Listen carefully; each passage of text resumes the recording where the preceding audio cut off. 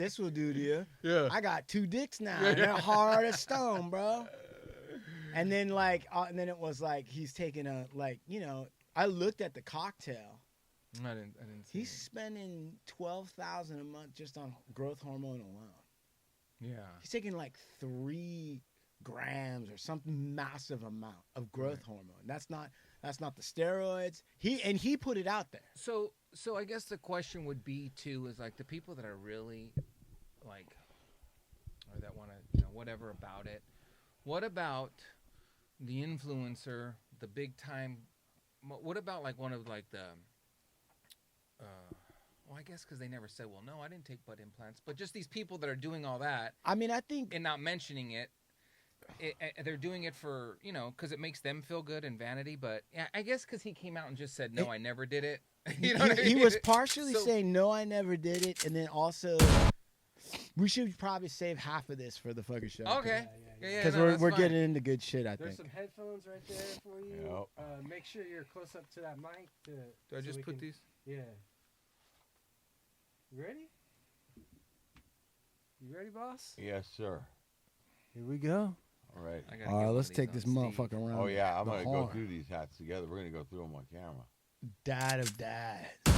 Your brother faced with hard luck. I'm going to waste no opportunities here. Faced with hard luck. Card shots, thieves, murderers with hard luck. Pimps and card shots, thieves, murderers with hard luck.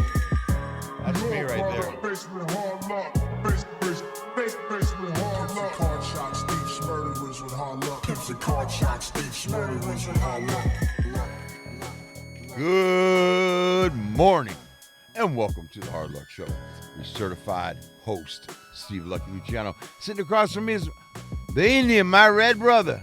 Yeah, it's true Mohan American Indian, elegant barbarian, Southern Californian, coming to you with much knowledge once again. And on audio, the genius, old Blue Eyes himself. That's right. Sean Lewis, certified audio professional engineer for Hard Luck Show. Oh. Yeah! You better fucking believe it. You better believe that shit. Get my camera. Tough guy. Get my camera. Yeah, get your camera set up for all those ladies that are watching right now. Yeah, all you ladies that are watching right now. Yeah. Hands above the waist. I have a good friend on today, you guys. Gentlemen I've known a long time. I know him as Drew, short for Andrew. You guys out there in social media land might know him as Dad of Dads. Let's welcome Drew to the show. Yeah! What's up, Dad of Dads? Oh, Dad of Dads. What does that mean, Dad of Dads? What does that mean? Beautiful, beautiful intro. Thank you. First, I want to say thank you. Mm-hmm. Yes. I'll get to that for you guys for just having me down. But like Steve said, friends for, we've been friends for a minute. And when I was driving down here, so 5 miles from my house, but LA 5 miles was an hour. You know what I mean? It was like that's just like normal. But I ain't tripping. Christmas Especially traffic. at 5 o'clock, right? But it gave me time to think about Steve and think about where he's done and how he's come. And I just wanted to. Steve's always like just been cool to me, but cool to everybody in the industry that we met. Whereas he's always just helped out for no rhyme, no reason, just to help someone out. I was new and coming up when I first met him, and he really helped. How long ago was that? I've been in the industry I was in recently. Got out. I'd been in there for 18, I don't know, so over 15, 16, 17 years. Wow. But he was one of those guys in the industry that, I guess because like in any industry, you're going to have successful people that are thriving, that don't want to like share or like hide there. And rightly so, with what we do in sales, we are our network and our contacts is what we're worth. That's our worth. That's your lifeblood. That's our lifeblood, right? We know that buyer. We know this person, that designer, that's right. And Steve has always known everybody, and everyone's known Steve, and he just helped me out when a lot of people wouldn't have. So I always give that like thumbs up to like what's up and thank you, because a lot of people would, and there's a lot of haters, but that's in any industry, not just our industry. But he really just hey Steve, I need this, or hey, he wasn't stingy, he wasn't hoarding his network, right? Yeah, no. And he was like, look at that, but freewheeling Steve. But he was like a good guy that helped groom Elliot and these other guys that were getting in the industry. Like he like took him under his wing and really mentored him.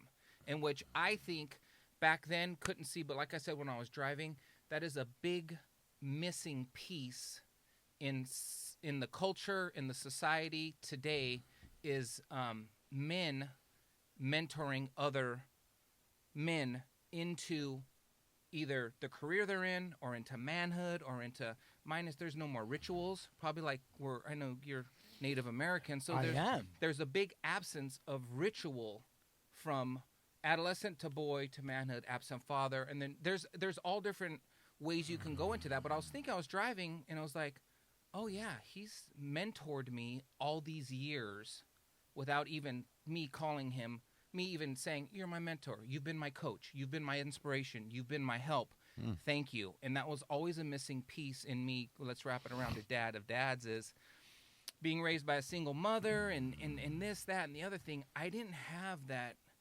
mentor or that guy that brought me into manhood. So I've always looked and searched and thrived and been thirsty for that, what a man is. Question. What do you, so now as a man, as a father, really, like, right? I'm in a later, what do they call it? A later in age father, dad. Listen, I mean, experienced, a battle-tested warrior, a seasoned, Vet. wizened, right? A little bit of gray, not totally gray, just a little gray in the beard. Yeah. Strong masculine hairs coming out of your face. How do you define? In this podcast, I hear it a lot. Actually, it surprises me a little bit, but I hear it a lot from lots of different guys. I never hear women on the show ever tell me that a man didn't mentor them or something. They never say that. But guys, a lot of guys that we talk to, they have a similar story.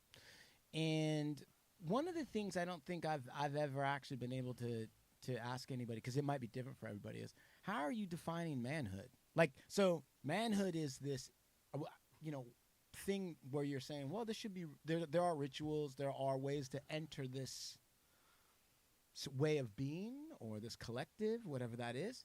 So for you, right, how are you defining manhood? Why don't I start with like what I thought a man was, and then we'll get into what I thought a man. Just real quick, a quick snippet so you can see where I'm coming from. Sure.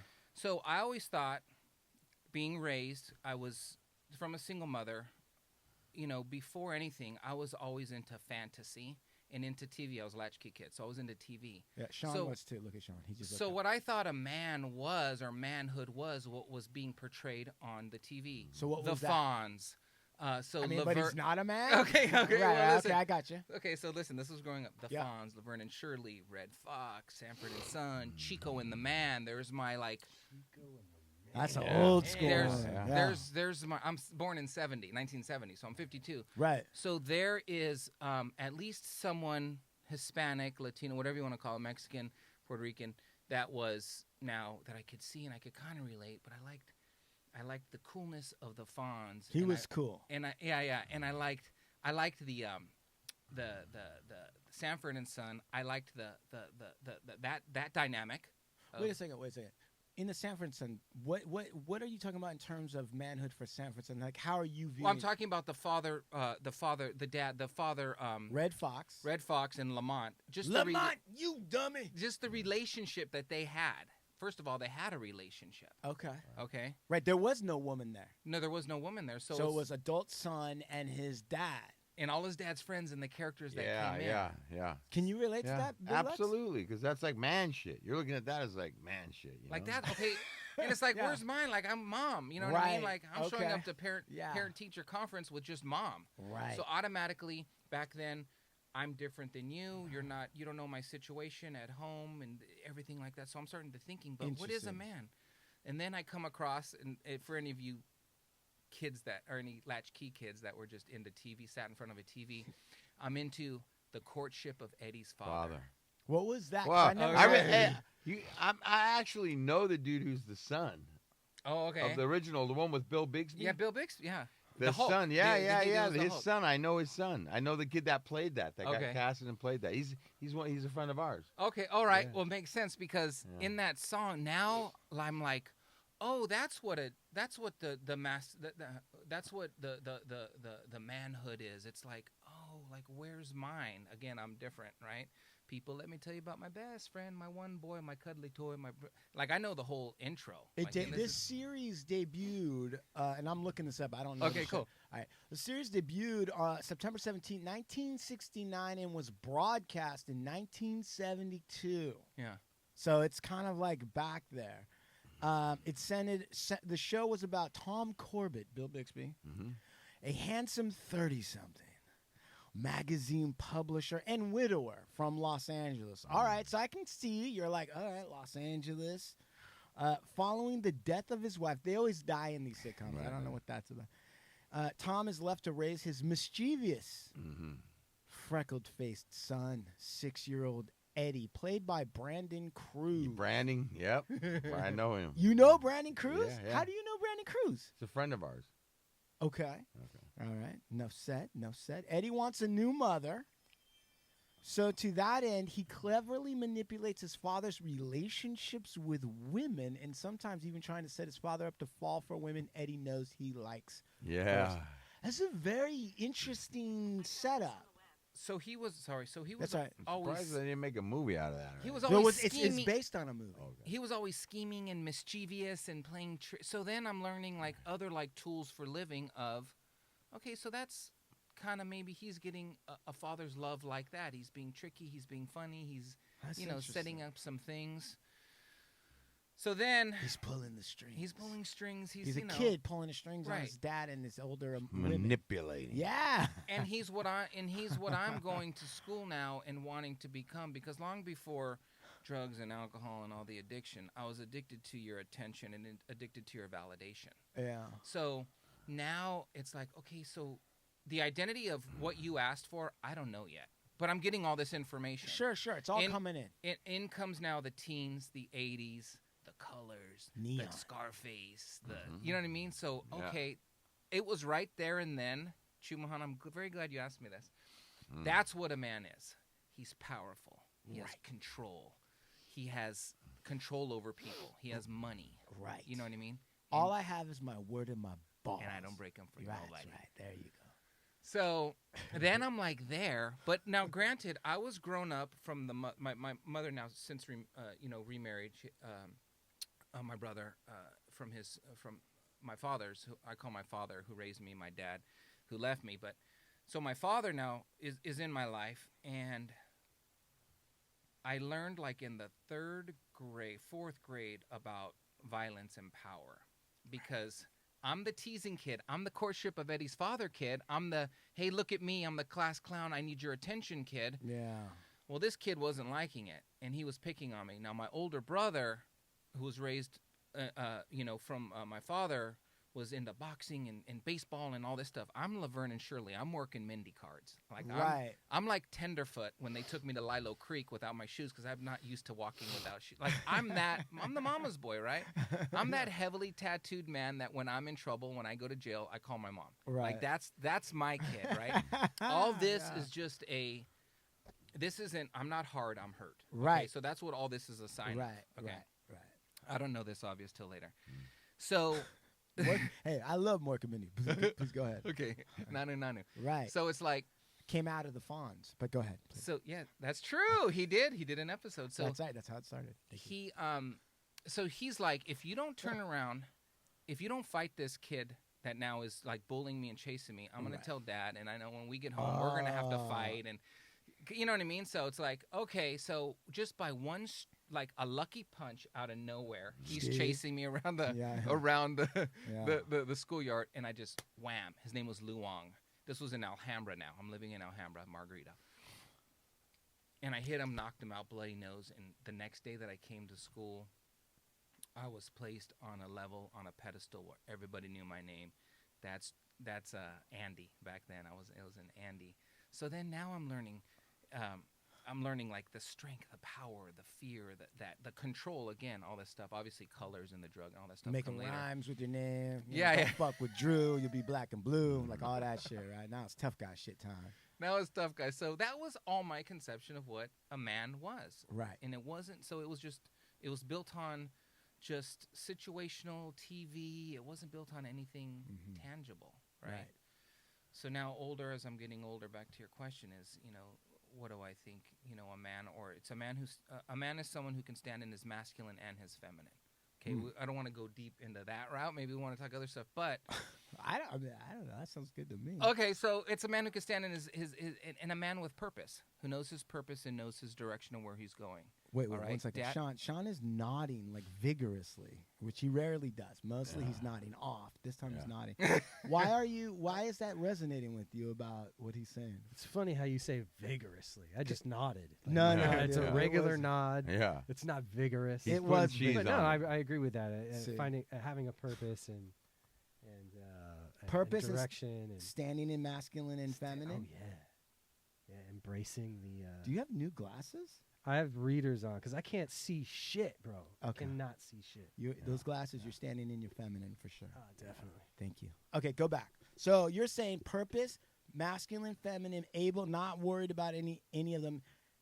That is sort of what you're saying a man is now. Yeah, and what, being a later on age father, learning all this different, what kind of like what dads of dads is. People ask me like, well, what is it? And what, this, and I just say it's a comprehensive man. What's a comprehensive man? Well, a comprehensive man is a man who is in control of his emotions and who can navigate through his emotions on an adult level, like maybe most people could, that I never could, that I could never really point it to, or anytime I was jammed up or in a situation out of fear, I just reacted through these feelings, through these emotions. So a dad of dad is a comprehensive man. A comprehensive man is who is able to navigate healthy through his emotions. Because you can navigate through emotions and go into comfort and go into vices and seeking this and other thing, which is... You could just overeat and get neurophagy on your foot or whatever and start limping around. It's neuropathy. Neuropathy, right. You can get neuropathy from fucking over. Steve, so what do you think about this definition of manhood as you're hearing it being partially like a guy who can navigate his emotions without giving in to vices necessarily? I mean, I think isn't the definition for like maturity somebody who has control over their emotions or something like that? I mean, I guess so. I'll look it up right now. It's something like that. And so I believe, listen, man, it's the control over it's control or non-control over your feelings and emotions that gets a guy like me in trouble. And it did for me. I don't have control over that shit, So I think, yeah. But I mean, you were also talking about, I understand what you're talking about. We're also talking about a road to get there. And for some of us, it takes a long time to get there. Right? Right.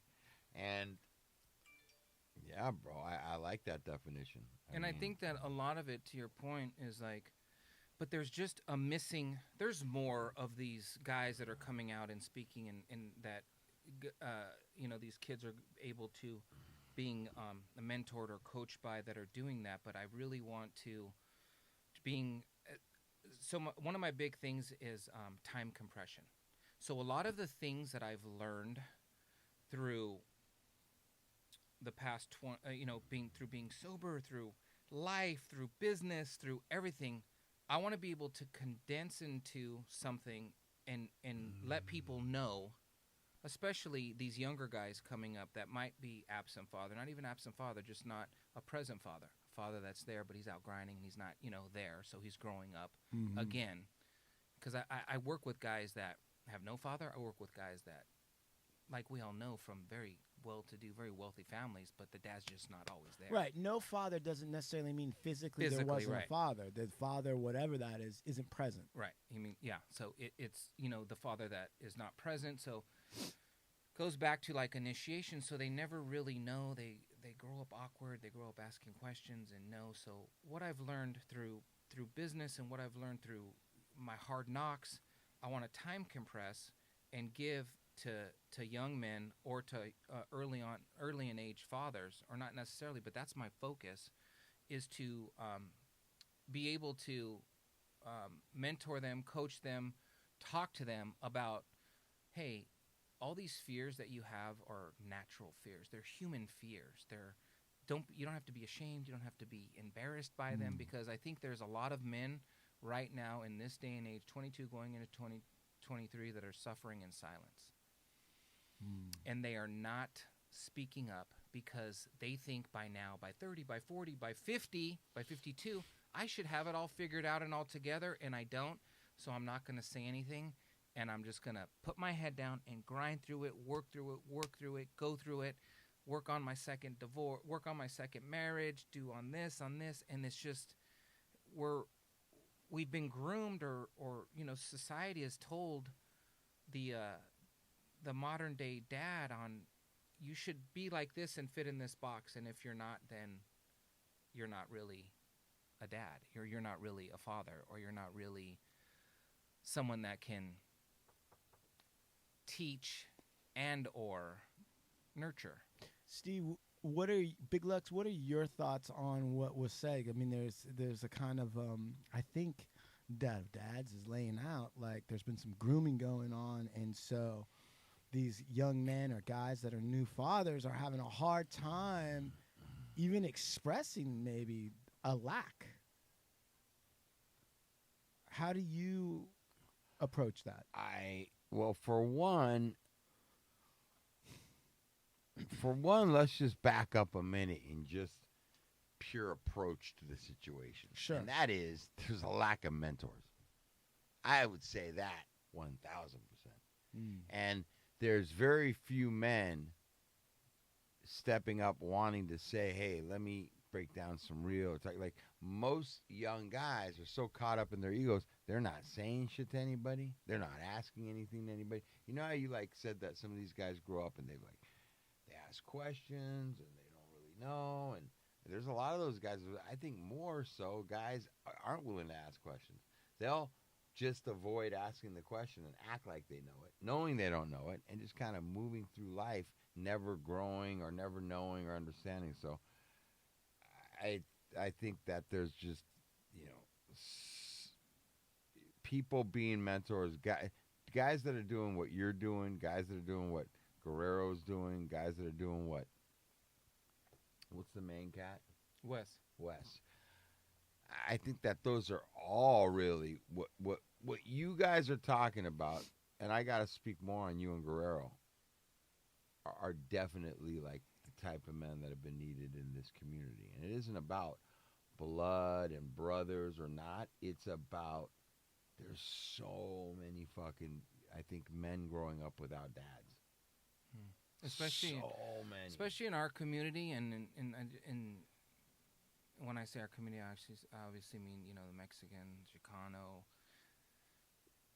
Because you could have that dad, like, to your point, that is there, but he's grinding. He's working. He's doing, manual labor. He comes home, he's tired, he doesn't want to be bothered. On the weekends, he's getting hammered, or at night, he's just knocking them back, and that's what they're seeing as they grow up. I mean, listen. So for some people, there's a complete virtue and value that, wait a minute, I put money in the bank, right, and I put bread on the table. I'm home now, and I'm going to drink, and you're not going to fucking bother me. A lot. Right? That is actually something that you see on TV regularly, especially in the early days. I mean, that's what I saw. Yeah. I saw people on TV, parents coming home, man and woman. First it was men, then it was women, right? Father would come home, and his wife would have a drink for him. He's a white guy. Ready. Right? Beaver. Mixed. Beaver Yeah. motherfucker. Right? Rob Roy. Right? One of those. Drink, dinner's getting ready, and the paper. The kids would come over and be like, hey, Dad. And the mom's job was to corral them away from that dude. Hey. Yeah. Guy was up there busting his hump, you little fucking, you don't have any gratitude. Get away from him and let him calm down. And, that has various forms. I almost think, gentlemen, it is baked into the system to destroy mentorship in this system. It is not meant, mentorship was not meant to be grown in the United States. Yeah, I think, yeah. So that would go along the lines, I would think, then, of just complete destruction of the nuclear family. Well, I would say that first of all, yeah, there's a lot of parts to that. That's a good thing that you. And that's just not that's not obviously the only part, but there's just No. What I'm saying is what you raise is an interesting point. First of all, nuclear family. That concept doesn't arise until around the 50s, 40s, 50s, and nuclear also when we've developed the nuclear bomb, right? This idea that this is what the unit is. I think that's artificial. I definitely think that the system is set up to rip individuals away. When you see multi-generational folks living together in a quote quasi community, right? Grandfather, father, son. It's usually people that don't have as much wealth yet, and the American value or virtue. And when I say American, I'm putting an asterisk on it. I don't believe that the Constitution in America genuinely this is the highest form of America. I'm just saying what's been developed for now, okay? Because I think I'm a super patriot, actually, more than most people. But the point of the matter is that business and advertising and propaganda has ripped away members from the family. First, it started out with, because my grandfather, he came from the depression. He remembered the Depression. So he saved all the time. And when commercials came on, he would mute it because he's like, I ain't listening to that bullshit. I don't fucking need that. Golden toe socks. What the fuck is that, right? His son was a boomer. And they had so much time, these hippies, right, that they were able to cause a problem for the warmongers in Vietnam, right? And then all of a sudden, the prison industry in California explodes. One of the biggest governmental agencies is the California Department of Corrections. And then school all of a sudden becomes real expensive, so everybody that could have sat around and caused a problem for the warmongers now has a big debt they got to pay off. 80s hits. Gordon Gekko comes out, says greed is good. Wall Street, baby. Next thing you know, everybody's trying to hit pay dirt, and you see the pinnacle of it at the tech billionaires. All of that is built, and what's going on for families is they're being torn apart. Individuals are being trained that the first thing you do is you move away from your parents, get your own spot. You try to build some little thing. Your kids are supposed to rebel against you. They don't like you. They're going to express themselves through stuff. Right? They're going to express themselves through stuff and rebel against you. All this disposable income is going to be held hostage by the children, the teens, and will flood the country with drugs. And what you'll wind up with is a bunch of cynical, embittered people who feel like they should be a lot further in life than they are because they're supposed to be able to do all this on their own. In which case, nobody wants to work together to solve the homeless problem. Nobody wants to work together to figure out how can we fix this thing called violence at the schools. And then, like you say, there's no mentors. Where's the mentors? I mean, there are mentors. There are mentors. I mean, you got a lot of bad mentors that are willing to, the guy. You remember Pinocchio? That fat bastard on that island that was like, come on down. And then all of a sudden the kids turn into donkeys and they're just pulling mules for the fuck. Remember that? I don't know what you're talking about. That is Pinocchio. It's Pinocchio, the story of Pinocchio. Yeah, it was an Italian story. Well, It's he very tells good. He knows he's lying.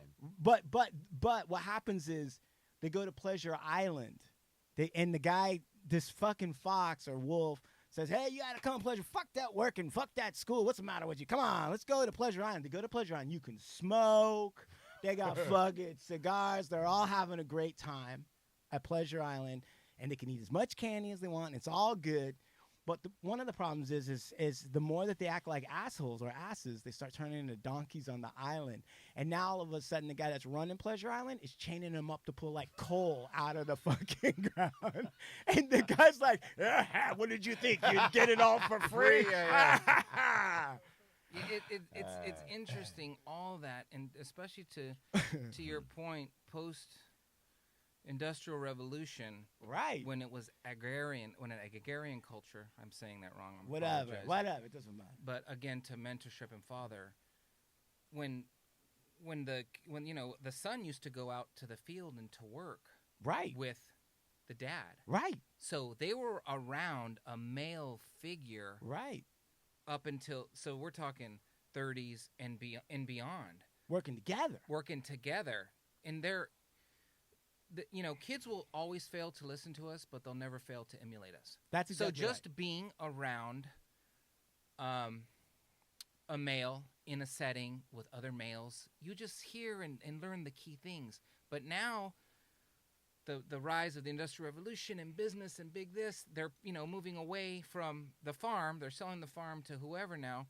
They're going to the big city, but now dad's not around little Tommy or whatever anymore.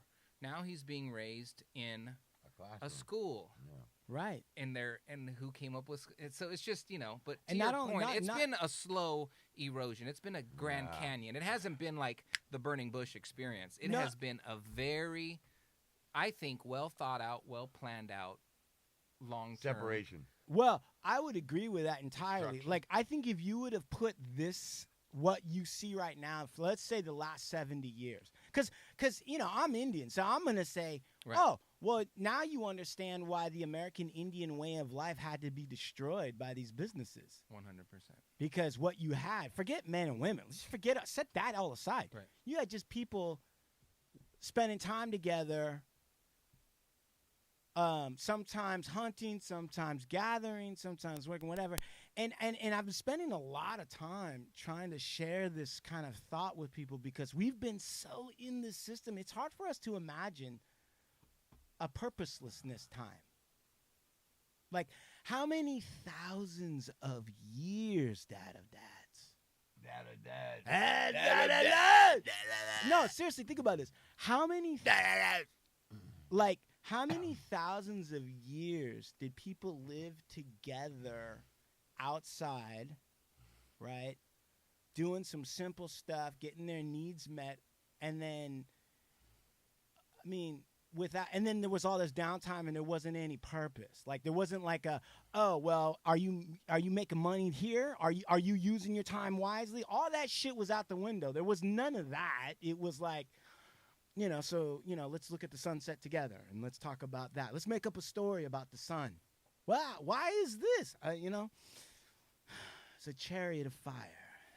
Like, think about how many millennia that was. We have maybe like 5,000 years of recorded time, so that's 5 millennia. And then I don't know how many millennia before the record, like before the Egyptians and the Chinese, where are we at? How many thousands of years? And like no single human group. That's why I laugh at guys like the Liver King or these other motherfuckers, because they always imagine that like the caveman was in a life of desperation. He was on the verge of starving. His teeth were falling out. He was thirsty. He didn't know what to do. But in real life, it could never have been like that. There was never just a human that had no idea what to do outside. Right. Ever. Otherwise, we'd be dead. Right. So, dude, but I was just thinking about this morning, right? Before court, I'm sitting there thinking about baboons. These baboons in Japan, they're baboons. Like, they're in the snowy mountains, right? I don't know how plentiful food is, but they're dependent on whatever's nature's given them. I don't know that they don't have stores and a refrigerator, right? Yet, so they're hand-to-mouth existence. And yet, they still have time to find hot springs and take a hot soak. Like, really think about that. That's brutal nature. The baboons have time to sit down and take a hot soak in the hot springs. They figured that out. It's got nothing to do with any survival, nothing. And they can't even use words. So these industrialists have got us convinced through characters like Bear Grylls, right? That if you go out into nature, you're fucking toast. You're done, buddy. You're going to have to drink, a bag of your own piss and eat a frog, and you're just, it's crazy. But all that serves two functions. One is to remind you, no matter how much you hate it here in the city, you're going to stay because it's worse out there. And two, you are so cut off from your ancestors that you wouldn't know how to survive in the environment from which you came. You came from nature, but you're cut off.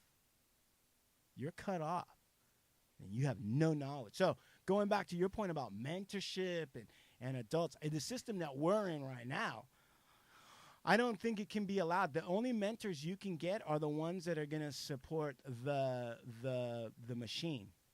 The machine. That's There's what's a lot of those mentors out there. A ton of them. Mentors are going to show you how to, get debt. I can tell you how to get good credit so you can take out a loan, and then now you're on the wheel. Well, that's kind of what I was saying too about, the dad of dad things and learning, like, because I've gotten sober. And then I've made every bad decision where I've always been a box checker. Right. Prior to even sobriety. God bless you. Once I check this box, I will be happy. Once I check that box, I will be happy. So, throughout sobriety, I think if you get any like alcoholic or addict sober, they'll do well and thrive. But now they weren't schooled on taxes, on paying for things, on an S corp, on this and that. So then they get into debt. Then they fall into the trap of take out a loan, do this, and then they're up to their reels and they're out off the chains again, or they're just trying to figure it out. So back to what my time compression is like, I want to, like, if I could alleviate you of 3 years of going down this road and then bumping your head, kind of like what Steve did for me in like mentoring, like here I'm gonna, he showed me like the ropes of how to this and this buyer that and this buyer this, by doing that, by me doing this for other, up 20s, 30s, for whatever year old men, it's just the time compression. It's like, I've been absence or sustained from drugs and alcohol for this many years, but I've also made mistakes in sobriety. Sure. As a man, as now a father, even mistakes as a father that I have to, look for and but there's just a big lack of ritual, of initiation, and then of mentorship and of, coaching and all this other stuff. So I'm just trying to, with Dad of Dads, is just bring that awareness, start a conversation. Yeah. Because to stop the, right now, especially at the end of this year, always in this last quarter, especially in December, we, guys have the biggest suicide rate, across the country. Right. For, I think it's like 40 to 60-year-old, more men commit suicide like right now because they're thinking, they're looking, they can't, oh my God, they're looking at, I'm not this guy, I'm not that guy. They're comparing themselves. They're comparing, they're competing, and they're copying, and they're coming up short every fucking time. You know who told me one time, the only person you should be comparing yourself to is the man you were yesterday. Yeah, you know who told me that? Who? Big Lux. Yeah, you said that. Fuck. I just heard it from you, and I was like, that's great. I got to use that sometime. 15 years ago, you did. You told me, like, don't worry. But so it's all those good things, all those nuggets, all those things that you can hold on just one more time so you don't make that left turn, so you don't go and take that drive with the fellas to come up. It's just like a sentence like that, but if no one's hearing it, no one's talking about it, and no one's really, like, waving a flag for it, then we're definitely doomed as we go into 23, 24, 25. Look at, and being a young, my son is 6, my twin daughters are 4, so it's like I want to create the man that I've always wanted and that I've always needed. Through discipline, through awareness, through availability. Aware, awake, alive, available is what I also call a comprehensive man. Because people are, what's this comprehensive man? Is I want to build that guy, that superhero that I always looked up, that $6 million man, that Spider-Man, that Batman, that's a hero for a reason like that. The aesthetic, what they represented, like I want to start that, through nutrition, through disciplines in my life that I lacked out of sobriety, in sobriety, that I just lacked, you know. And a lot of that is like, a lot of that is if I can't control what I'm putting in my mouth and how I'm treating this, because this is just the physical is an outward projection to the world of how I'm feeling inside. So what I've been working on a lot is my nutrition and my health, because I've always been that chunky kid. Right, me too. I've always been, and this was before the drinking and drugs, I was husky. They called it husky back then. That was a nice term. It was a cute term my mom called me. Well, I wore the husky pants from Sears and Zodi's with the elastic on it, because they even had a size called husky. Right, yeah, it was tougher than chubby. Right. Yeah. So I had known that pain and that pain of not taking my shirt off, and I've known. Oh, bro, I'm with you, bro. I've known that pain, that embarrassment of, hey, do you want to go? No, I don't want to go there. I'm gonna have to take my shirt off. Yeah, or you can't go to the pool party. I mean, you can, but you you're gonna leave your can't. shirt on and try to make some excuse why you ain't taking it off. Bro, I was doing that in my 40s, bro. When I was, I usually, I'm like at 180 right now, but I was at like 240. Right. You know what I mean? So, right. Rash guard. Hey, ain't no one's wearing a rash guard fool at the pool. What do you need a rash guard for? You know what I mean? It's like, well, I need this rash guard. Well, I'm a cold-blooded, so I need to stay warm. But bro. here's what I found. Here's what I found, and what really kicked off. One of the things that kicked off Dad of Dads is like, now that insecurity, that energy, I'm bringing into my home. Mm-hmm. And what a piece of work I am for my own insecurities and things that I know, pain that I've known, struggle I've known as a young man.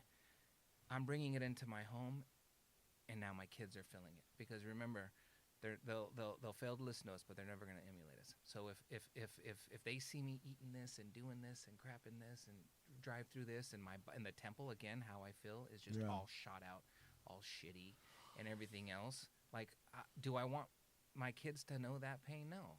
I agree with you 1,000%, bro. I tell people, like, your kids are eating what you eat. When you complain that your kids won't eat anything except fucking chicken nuggets, it's because you eat like shit. Guaranteed. It's not like you or I'm so stressed, I'm so patient, just go through the drive-thru, or just make a pizza. Or, do you know how many parents claim that they eat McDonald's because they gotta take their kid to McDonald's? Do you know how many motherfuckers talk that shit? That's crazy. It's true. Oh well, they wanted it, so I. Here's the flip side to that coin, to that story, whatever. Yeah. So a single mom, I was born in Carson, so a single mom in Compton or Watts, right? Yeah. 4 kids. Yeah. She has 2 jobs. She's barely making ends meet. Go ahead. But she could feed that whole family. Right. At McDonald's for $25.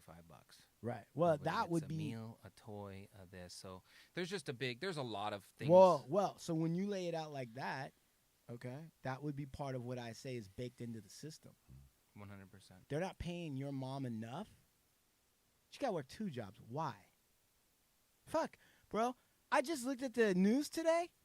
So economists, these egghead motherfuckers that confuse everybody about how money works, they came down and said, turns out labor costs are down. The reason why there's inflation is because of corporate profits. So why is it that your mom, who, by the way, is raising tax-paying citizens eventually, or at least, citizens that are going to make an agreement with the IRS and make payments on the taxes, why is she being forced to work 2 jobs so that her only way of feeding the kids is taking them to poisoning them at the poison cafeteria with the cheap fucking gimmicky toys that the kids are too young to understand? They just want it. She doesn't have the energy to deal with it because she's breaking her back, because she's not a lazy person. Is she rewarded? Is she paid what she's worth? Nope. And who reaps that profit? You know who does? These high-up execs whose kids are eventually going to be on drugs and be at a luxury sober living. Now, all that money's going to a luxury sober living. It's fucking bullshit. Yeah. It there really you go is. right there. Another big industry. That was a good one right there, what you just said. I think about this all the time now because we've accepted the stagnation of pay. We've accepted it. Like, we've accepted it. Because I don't know. There's a whole bunch of reasons. Yeah. But it's baked into that. So I'm not necessarily saying, so for when I say that parents go, why the kids want to McDonald's, I'm not talking about the lady with 2 jobs who's got, right? I'm talking about a person that doesn't have to. And I'll tell you something else. I'm vegan. My wife's vegan. My daughter has never eaten an animal product ever. She's 3. You know. We went to some birthday party in goddamn Anaheim, wherever, and they were eating all this, you know, these 3-year-olds, 2-year-olds are eating bacon and sausage. Now, look, I grew up eating bacon and sausage, and there's the fat kid in me loves bacon and sausage, okay? I'm not saying that. But my daughter was eating fruit and granola bars because that's what we eat, and that's what we eat every day. We're not eating all this other crazy shit. So that's why I say you're right.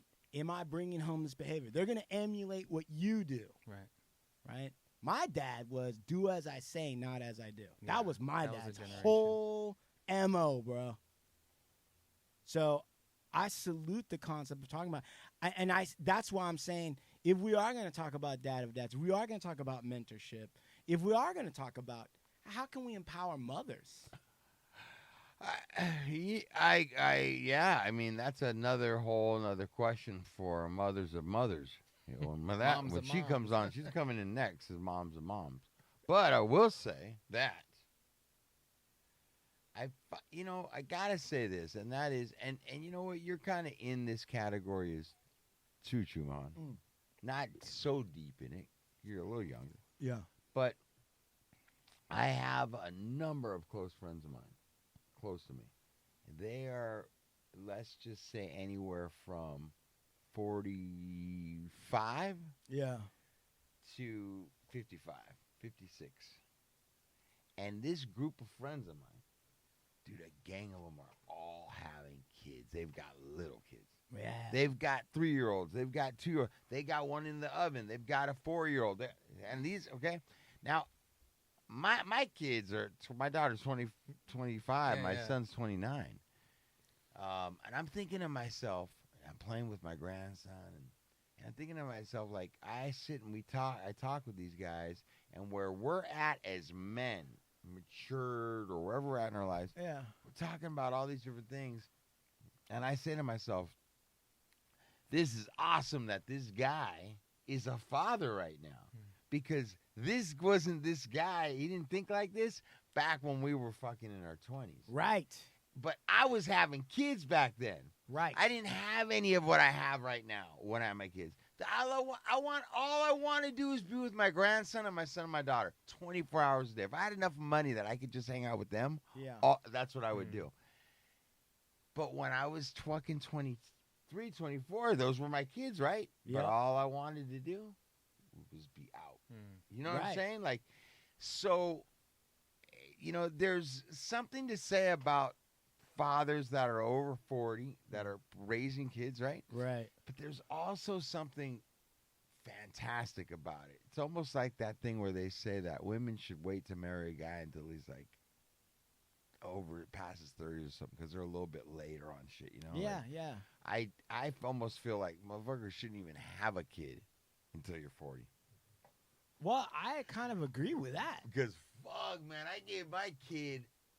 I shared all my unsolved, and I was not only an addict, an immature, I was like not father material, but I passed on a lot of my insecurities, ailments, sickness, shit to my kids, which I am seeing other friends of mine that have come to terms with that stuff. Yeah. Now they're like conscious of this stuff. They're like, you know, or they're softer. They're more patient. They're not taking it personal.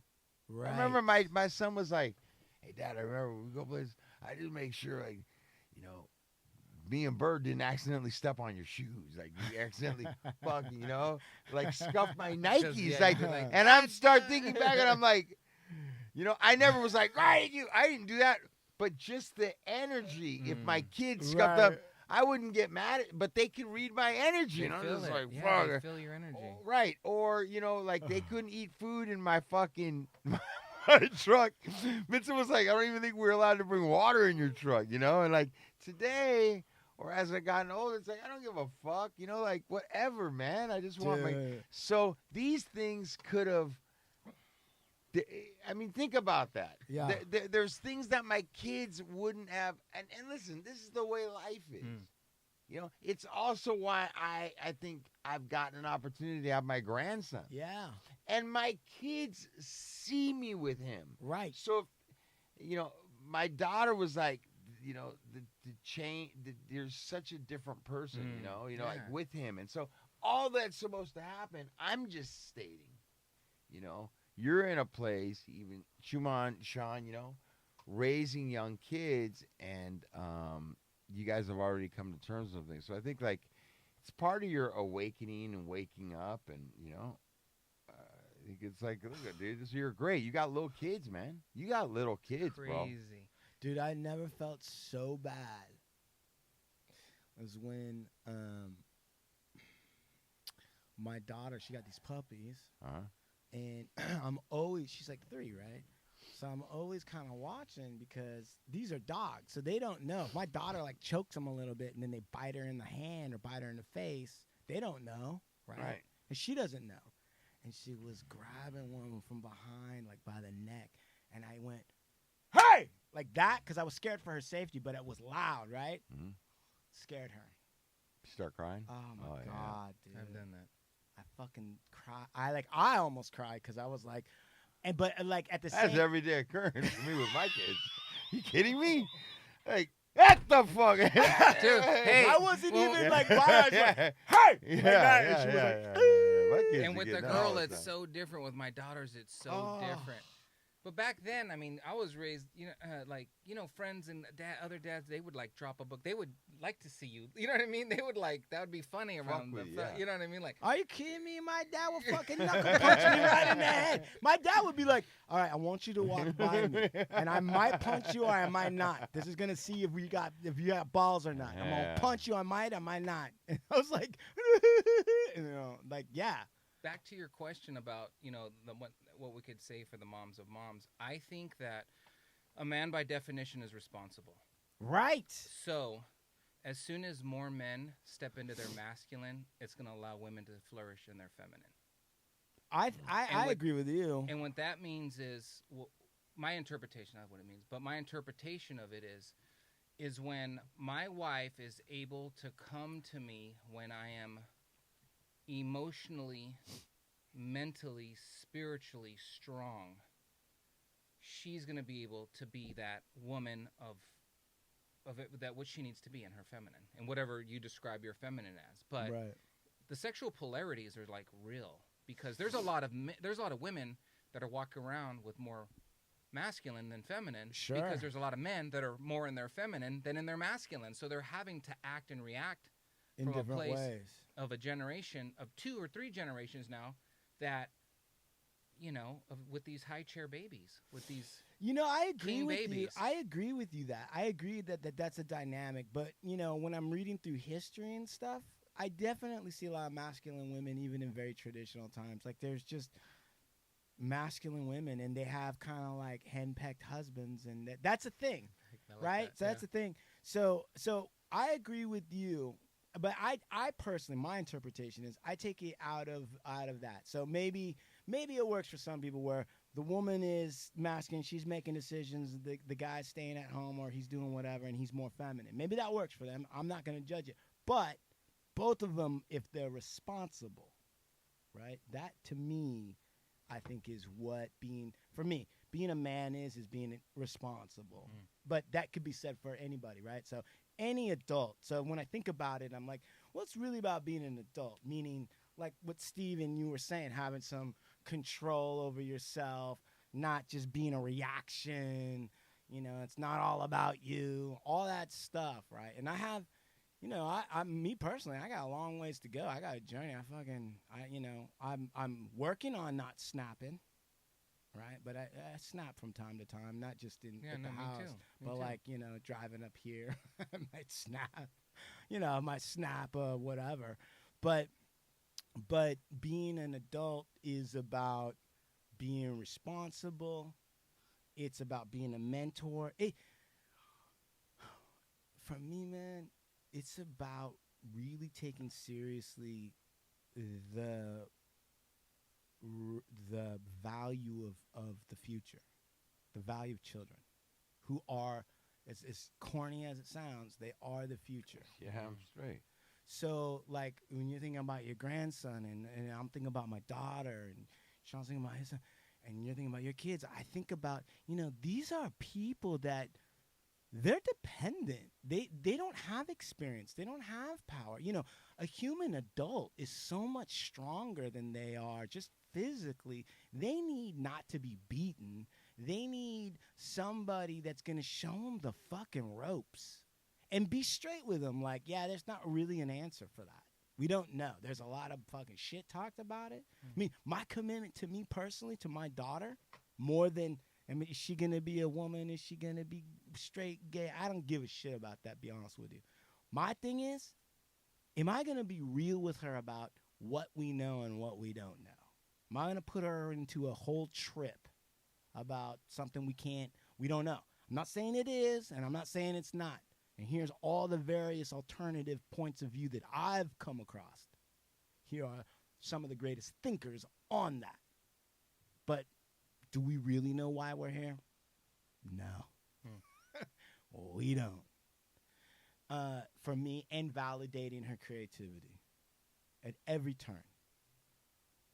Because when I was coming up,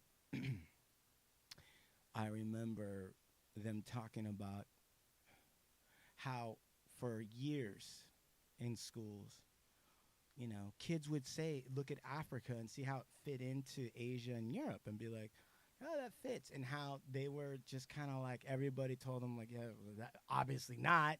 That's a nice, that's what a kid would think. It's shapes and everything. And then, of course, as geology develops, they realize, oh, yeah, it did. It did. There was all one landmass. And kids weren't wrong by recognizing something as simple as that these shapes fit. And I think about that, and I think about kids, and I'm like, to your point, Steve, maybe and to your point, compression, maybe we wouldn't have to say, maybe a guy should wait till they're 40 if we didn't delay their development with stupid shit for so many fucking years. We've made adolescence, like, for men and women. Sure. Right? That's how you wind up with moms that are like throwing parties for their kids and being at the party and everyone's drinking because they're confused that, no, mom, you're the adult. You're not the wine mom. You're the adult. You're not supposed to be throwing ragers with your kids because you're living out a fantasy and you don't realize that you're an adult and there's got to be a boundary there. Part of the rituals and the thing, I think, is this blurring of the boundaries. They're there for a reason. So I think maybe you could have a 20-year-old have kids if that 20-year-old was properly mentored by other men and given all the tools you needed, not given to the trust of Target and fucking other stores and shops to fucking sell you dumb shit. A lot of it, too, is just there's so many kids. Like, my kids aren't around this stuff, but I just, they're just so engaged with, I screen suck enough for the whole, you know what I mean? Right. But they're just screen sucking just on that. And they're being raised on, I think there's a generation that I like to say, because, working with these men in sobriety like 30s, 40s, it's like they were just raised on, the beginning of the internet and Adderall. Like, if they had a problem, they just put them on, and that's what they were raised on. And so now they're becoming of age, and they're this, and they don't, they're the crazy part about those screens is on every single one, there's a fucking app that could teach you a new language. So you could be screen sucked, but you could be learning Italian. Right. If you really wanted to. Or there is a lot of learning. Like, if you wanted to. Right. And listen, I mean, I agree with you, but then I look at myself and I'm like, fuck, how much TV did I watch? Before the internet, I was fucking glued to the television. Yeah. I was judging my dad like, man, why you ain't like Mr. Drummond, man? Like, what the fuck? I was, like I said earlier, I was lost in, and that's where I was learning, and where I thought what I Right. meant. I was, the fantasy, and I was living out. It wasn't real for me. It was fantasy. you know? Right. And then, just funny you say Drummond. Then there was like Time Cosby, where the dad was the buffoon. He was the fool. He Right. was the joke. He was He the butt still of the is joke. that. It's gotten worse because yeah, it's like it's now- okay to laugh at that guy. yeah. Yes. You're And right. that's what that's what kids are watching. Like, oh, dad isn't the Family Guy. He's not this. He's not that. I'm not saying Simpsons. that everybody should be like when John Wayne and like that, but they're just, to your point about That's half queer now. Huh? to That's all right. That's such a good now. Oh, yeah. I'm sorry. But that's what it sounds. That's what it looks like sometimes on. no, dude, yeah, that's And I don't have any problem with that. Let me get you. Hey, some of my No, I best don't friends are half a queer. no, I don't have a problem with that. and I don't either. But if you just sat back and we're about to talk about real talk, all these, majority of the programs, Netflix, Amazon, whatever, you have Sally has two mommies, dad. And that's fine. Yeah, But chicks that's are making like, out with each other. again, they're there's a whole checking- bunch What's of wrong with confusion. that? they're checking every box so everybody is included. Yeah, all it's a exclusive, bunch of and everybody's bullshit. okay. Yeah. Wait, but That's look at all the series out there right now. Yeah, look at bro. a majority of Netflix and Amazon. If we were to They're look up sitting the there top great. one, There's real sick shit going on. In a lot there- of well, them. Well- not even that, but there's just no more. There's no Normal. more. Modern Family, what the fuck Yeah. happened? Now listen, I don't care. There's no more heterosexual families. I don't care about that. But listen, that's me. You guys are right. I'm just saying, me personally, I don't give a shit. You want two mamas, two dads, whatever. As long as they're responsible, I don't care. Whatever. But I will say this: there's definitely a propaganda out there that's ridiculing the dad. It's okay that the dad's an idiot and he acknowledges his idiocy, and like that's part of the communal joke. You would not be able to have that in any other zone, but that is Right, like tribalism is all about the opposite of that. You're gonna pay your respects to the elders. Well, yes, elders, yes, women and men, right? And but let's not forget, at least growing up on the reservation, American Indian stuff, we really did make fun of each other in traditional ways. I mean, half of Indian names are put downs. Right, but would the Indians It's on true. a serious level, would you hear the Indians all kind of be like, go inside your teepee and shut Yeah, up, yeah. dummy, you old dumb Indian? No. You wouldn't hear necessarily that, okay? You wouldn't necessarily. But that's what they're talking about here in what you're talking about. But- dumb but- old dad don't know nothing. Just but if go an- with your remote control on the couch. Well, let's be real. You want some real talk? I'll tell you some real talk. So the truth of the matter is that while there is a great reverence on some levels for elders and stuff like that, if you were a medicine man and your shit didn't work, and it happened a lot in the old days, you would be run out and fucking attacked by the people. Like if you were like, hey, I'm going to come in here, and we're going to do I'm going to do this, I'm going to say this, and everybody would buy into it for a minute. And be like, all right, let's see. He's a weird fucker. He's got a tortoise thing. And I'm like, okay, let's see what he's doing. And he's like, and then, like, nobody rose up from the dead or nothing happened. They will fucking clown his ass, smear his shit, maybe even kill him. Like, so while there was reverence, see, we got to be I'm telling you, bro. Indians were super mockery, too. Way mockery, bro. Like, and that's what I'm saying. Some people's names started out like, I'm almost convinced now. I mean, you kind of can't say it now, but like maybe Sitting Bull wasn't it wasn't positive at the time. It was called Sitting Bull. Like, this dude doesn't like to move around. Maybe he's Sitting It's all Bull. day. Right. But eventually, though, because of his own works and what he became, the name then grows on to take on newer and better and different and more powerful meanings.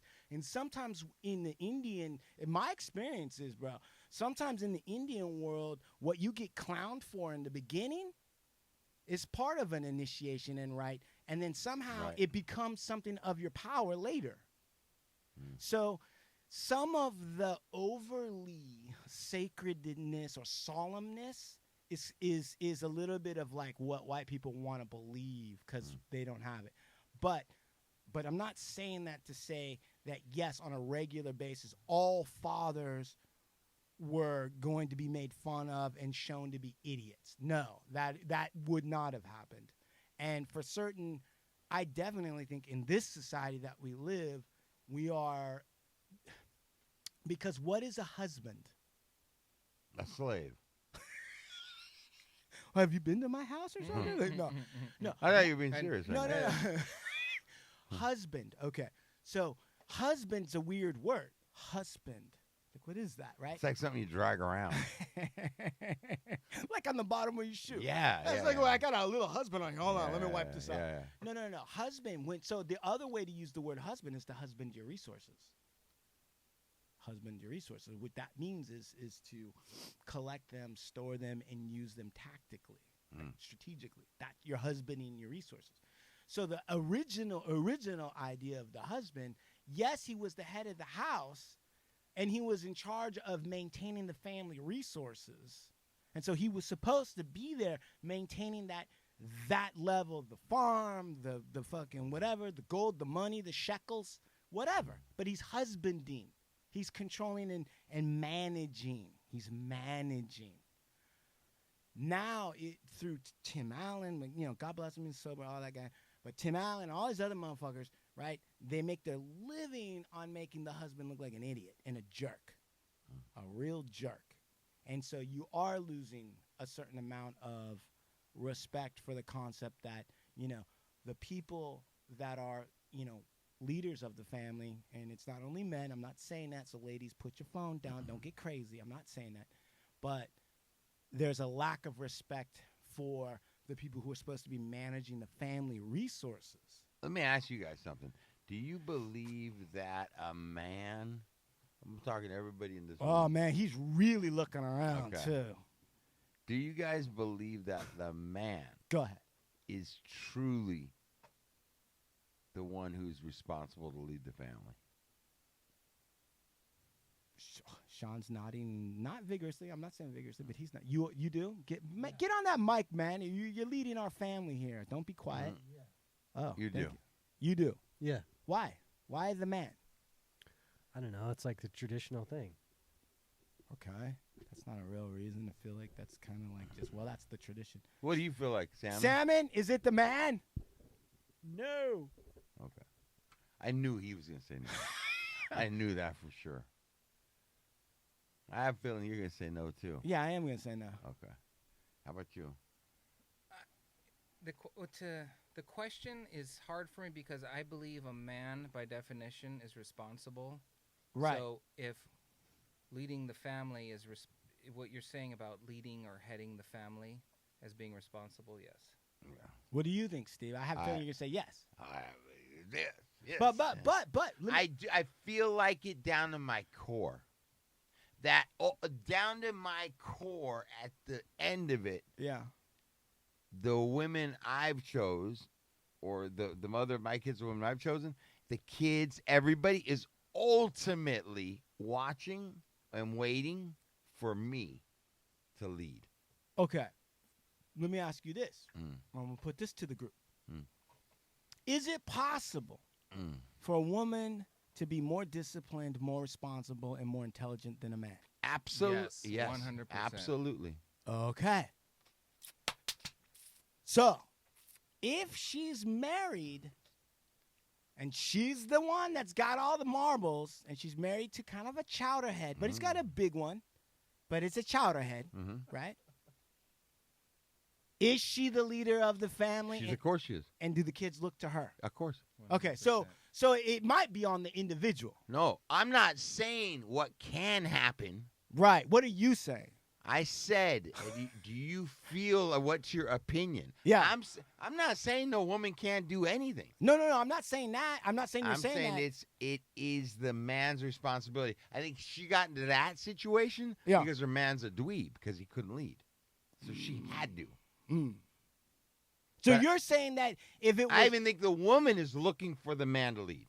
You I think even that? think absolutely. Sean's nodding. I think that the woman 1 in is 4 people. now they get into these relationships with these men that aren't cut out that way to lead.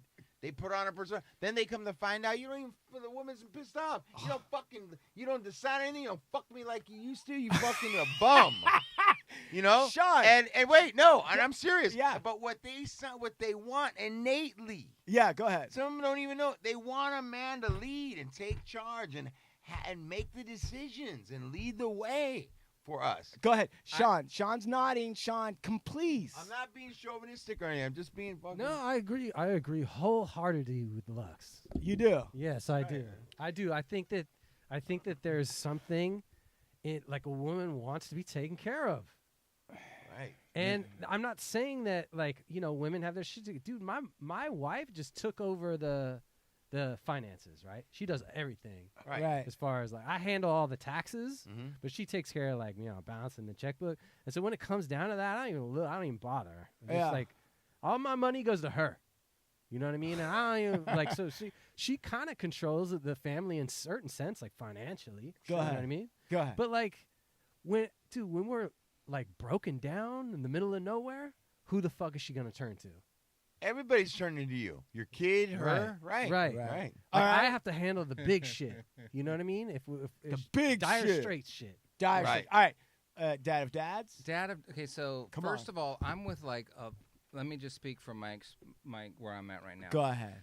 And my woman, my wife, she is like a boss. Right. Like she is like for companies like Right. quadruple what I bring. And like so, she told me and let me know early on when we first started dating. Yeah.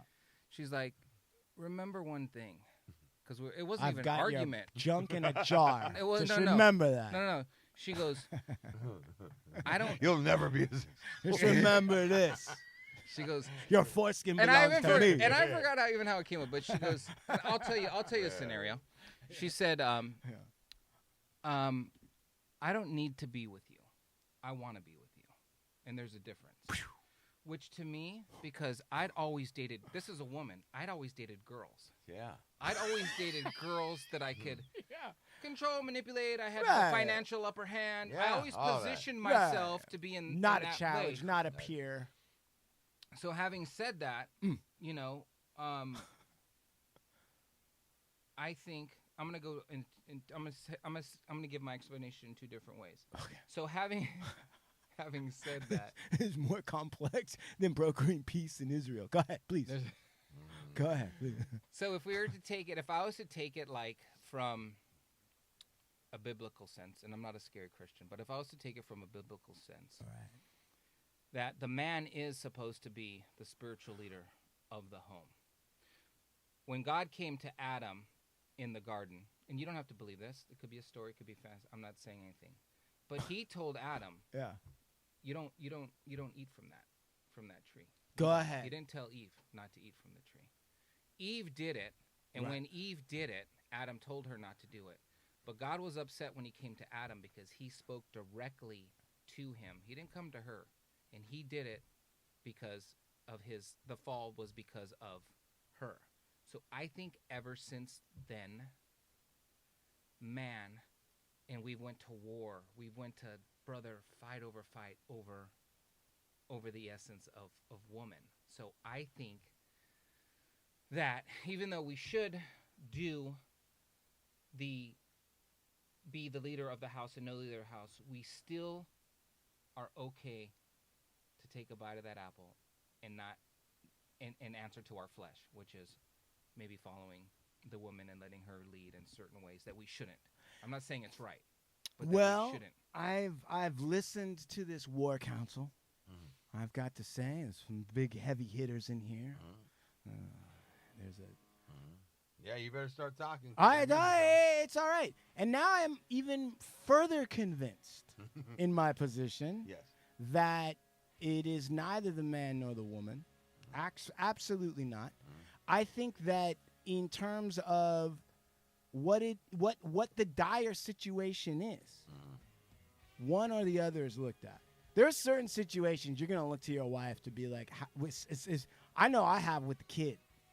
There has been a couple of times with the kid where I was like, what are we going to do? And the woman had her shit together, and she was able to handle it. Now, a physical thing, like a strength thing, yeah, she's going to look to me, right?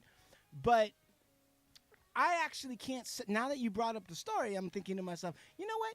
it's a kind of a crazy question because the society, the myths, the legends, whether you believe or don't, that Eden story is in American fabric. And it sets up the dynamic of like, oh, I'm the guy, and well, God told the, and I'm sitting there thinking to myself, you know what's crazy about that story? Now, you just said it, and it just dawned on me. What was the tree that they ate from? Tree of life. Tree of knowledge of good. Of good and evil. So they didn't know it was good or bad until they took a bite. So when God said, "Don't do this," and it's wrong or evil to disobey God, how the fuck would they know that that's a bad thing to do? Until they ate it, and then it was too late. And so now everyone's cursed after that. And it's not just, so the kids are the kids are the kids are the kids that got no relationship to this one issue. They're outside. And this is what I will say. I will say that it's probably not even the proper way to frame the question now that we're talking about it, right? It's probably not even the proper way to frame the question. And I'll say this. Everybody wants somebody to take care of them at some level. So the toughest guys in the world, I've known some really, you're the toughest guy I know, Big Lips. Oh, yeah. Hey, come on, stop it, right? But some of the guys I know that are super tough, they got another side of them that most people don't ever find out about where they play a different part. I've seen it, heard it, right? Some of the biggest bosses in the world want to be whipped and fucking torn apart, every once in a while, 50 Shades of Grey or whatever. Right. All right. So everybody wants to be taken care. Everybody wants to be dominated. Everybody hey, sweet dreams are made of these, right? Who am I to disagree? Right? Traveled the world, man. 7 seas. Everybody's looking for something, man. Right? Some of them want to abuse you. Some of them want to be abused. I'll leave it there. But I will say, Steve, once again, Big Lux, you are a genius. You are the dad of dads. Oh man, we got the dad of dad here, Drew. Yeah, and you're the dad of dads. Hey, listen, you're a dad of dads too. Listen, man, you guys fucking. I'm in this room and surrounded by great fathers. Oh, thank you. The king and of I think salmons. that we can't speak more on dad of dads. Listen, man, what you're doing and watching you come into this whole thing, bro, and really turn your life around and affect everybody that you're affecting. It's great, bro. The most blessed, rebellious thing in the world is to be a man who doesn't imbibe. That's really radical, bro. Imbibe? What does that mean? Drink, take drugs. Right. Think about how much alcohol is infused in our culture, and you don't do that. That's a fucking massive. There alone to me. That's a massive. I ain't going for the bullshit. That is right. That is. You guys are good fathers, and I think that dad of dads overall, and I've always believed this, biblical or not. I think that if you're a man walking around with your head on, and you have arms and legs, and you work, that it's your duty to be a father to any child. Right. Yes. Any child, anywhere, at any time, we should all be fathers or mothers to our children. So, dad, it's like, yeah, bro, you're brothering some guys, you're fathering some guys, you're mentoring some guys. All that, man. Just keep on going, bro, because we need more of this. Yeah. Thank you, guys. Thank you for sharing that. Thanks for having me. Yeah, brother. Hey, man, how do awesome. people hook up with Yeah, they want to find you, get on the program. It's Instagram, dad, .of dads. Right. It's not just dad. There's dots and periods. Okay. Dad, period, of dads. Right. Period. Follow my man Drew on Instagram. You know what? You want to get your fucking physical and shit? Yeah, You want to start showing up for your fucking wife? Right. Showing up for your kids? Killing it in career? Right. Changing your physical structure? Caring about what you put into you? Not being a pussy? Right. Follow dad to dad. Not lying like Liver King. Yeah, not lying. Lying to yourself and lying to us. Yeah, lying. You gotta lie to yourself before you can lie to us. The lie starts with yourself. Then you lie to us. That's right. That's right, Primal. And until you love yourself, you can never love another. You're only cheating yourself. Nope. The first person you lie to and cheat is yourself. No shortcuts. Drew, give a couple shout outs, Drew.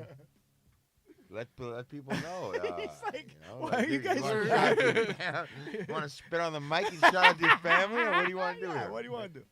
I want to shout out to dad of dads. That's what I really want people to. And it's been a long journey. It's a lot deeper and more than this. Of course. But what are we? We're just two bumps on a log. We could barely scratch the surface. No, it's deeper. and it's really just a lot about discipline and having discipline, Right. control Yes. over your own emotions, Right. so you don't lead into vices, so you don't go down the road that I have, that luck, that Yeah. many, Pleasure and Island. that's easy. The quick Yeah. money, the quick limb, the quick everything. It's just, Hot it takes pockets. time. That's It's right. habitually building the man that you've always wanted. Atomic Habits right here. Thank you. Man, dude. I love this guy. Yeah. Fucking That's great fucking conversation. Drew, bro. Dad True. Ovando Bowen, LLP. We wear braids to court. I was in court Or today. duck hunting. Or duck hunt. Fuck, you know what, man? If you're a fatty liver lawyer, don't even try to come at me, bro. Yeah. If you got a fatty liver and you're bloated out from over fucking carbs and drinking, I'm gonna speed bag that liver so hard you're gonna be whimpering and crying yeah. and dragging yourself out of the courtroom. Yeah. And that's just a warning to you. Man, that ain't even a fucking threat. That's a warning. That's right. Go on, Sean. Come on, Sean. You try and fucking produce Yeah. some music. Hey, Fatty Liver I'll fucking Podcast. beat the shit out of you with a microphone. I'll show you That's how to- right. I'll choke you out Yeah. with this fucking USB cable, Yeah, motherfucker. yeah. All right, go ahead, please. Sean at Movement Media. Talk Media. And look, Please don't make a mockery of this. I want to say I'm sorry to Nancy Sirianni. Nancy Jackie the Pelosi. joke Nancy man, Marvin. Pelosi. Look at That's this right. guy. I've been around for a minute, man. I know. All right, that. go ahead, I know Apology that. to Nancy Pelosi. Go ahead. www.hardluckshow.com.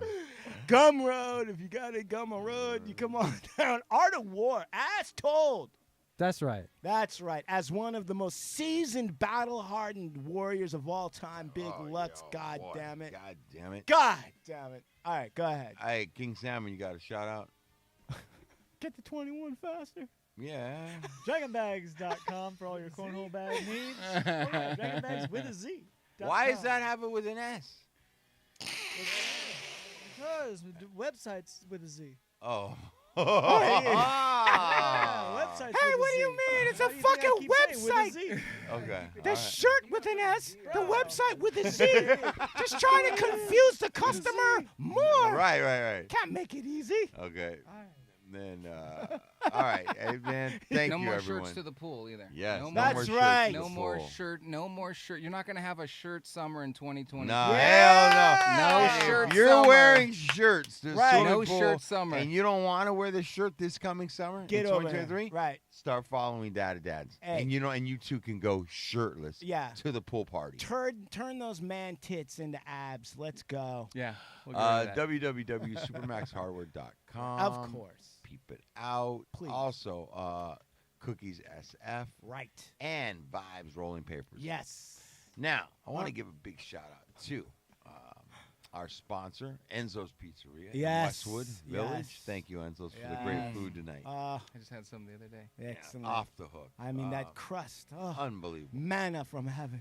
Pulpo Beard Oil. Pulpo. Big shout out to Pulpo and our boy Calco out Right. there, man. The Calco. official beard oil of Fidel Castro. Pulpo. Thank you. Okay. Right. And Instagram, Jesus, Oh, Jesus. man. Thank TikTok, you, brother. Jesus. Giving you a shout out real quick. Cribs. Check out the Cribs episode, directed Cribs. by Old Blue Eyes. Yeah. That's right. Cribs. Produced and directed by Old Blue Eyes. It's fucking fantastic. Yeah. Cribs. Watch it. It's with HLS Cribs. Yep, at YouTube, and you go on, you look, and you get to see all of the collection that Instagram Jesus, TikTok Jesus put And together. let me get a camera shot one more time. Come real on. quick. Right. Listen, you guys. Listen, Dads. Dad. You can see that. Daddy. If you don't want the crazy camo either, you can go. Booyah. Boo. Like I did. Yeah. All right? Dads. Follow my man. Yep. Good stuff. Yep. Start acting like a man. Yeah. Stop. You could be a man. Be a man. We're out of here. Hasta la vista. Hasta la vista, baby. Baby.